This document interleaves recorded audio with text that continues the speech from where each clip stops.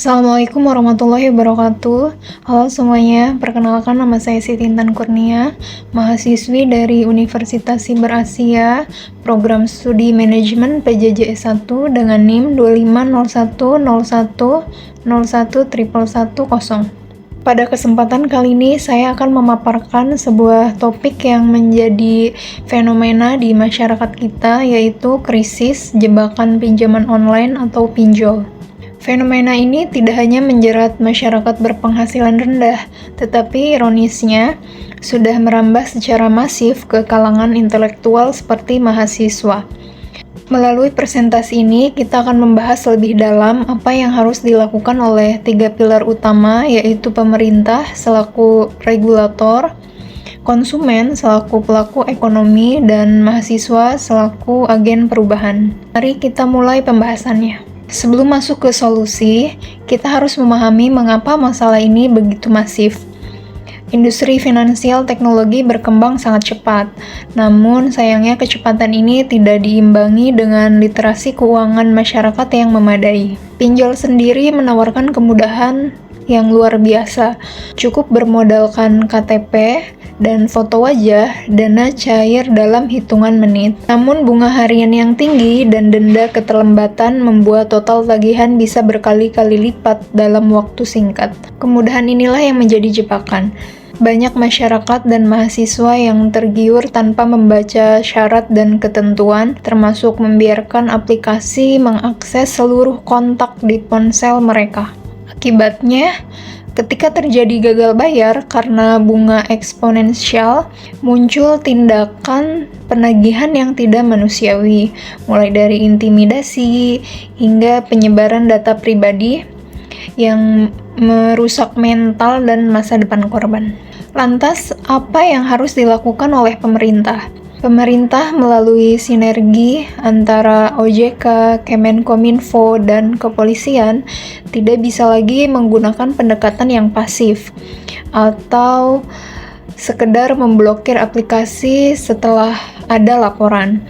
Kita butuh penegakan hukum yang agresif dan preventif. OJK harus menetapkan aturan yang lebih ketat mengenai batas bunga harian agar tidak bersifat memberatkan atau komparatif.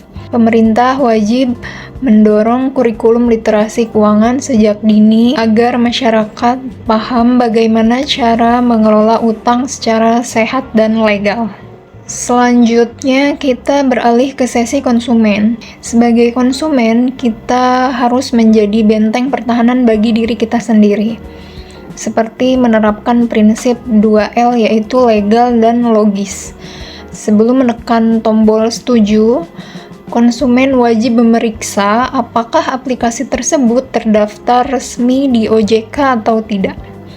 Yang kedua, yaitu logis. Apakah bunga dan biaya administrasinya masuk akal? Kemudian, apakah kita memiliki pendapatan yang pasti untuk melunasinya? Seringkali jeratan pinjol berawal dari perilaku yang konsumtif, mengikuti tren atau yang biasa disebut dengan FOMO atau Fear of Missing Out. Konsumen harus cerdas membedakan antara mana untuk kebutuhan dan mana untuk keinginan, yaitu kebutuhan bertahan hidup dan keinginan yang hanya dengan gengsi semata. Karena hutang itu tidak boleh digunakan untuk membiayai gaya hidup. Kemudian yang terakhir, mari kita bahas peran kita sendiri sebagai mahasiswa. Apa yang harus dilakukan oleh mahasiswa? Mahasiswa sebagai agen perubahan, kita tidak boleh acuh terhadap permasalahan realitas sosial ini. Kita memiliki modal intelektual dan kemampuan digital. Langkah konkret pertama yang bisa dilakukan adalah menginisiasi kampanye literasi finansial yang kreatif di media sosial melalui video pendek, infografis, atau podcast. Kedua, kita harus peka terhadap lingkungan sekitar kita, seperti mengedukasi bahaya pinjol kepada keluarga dan teman, agar orang-orang terdekat tidak terjebak oleh pinjaman online. Dan yang terakhir, mahasiswa dapat melakukan penelitian mengenai pinjaman online ini yang memiliki dampak sosial, ekonomi, dan psikologi untuk masyarakat termasuk mahasiswa. Sebagai kesimpulan, krisis pinjaman online ini bukanlah masalah sepele yang bisa diselesaikan oleh satu pihak saja.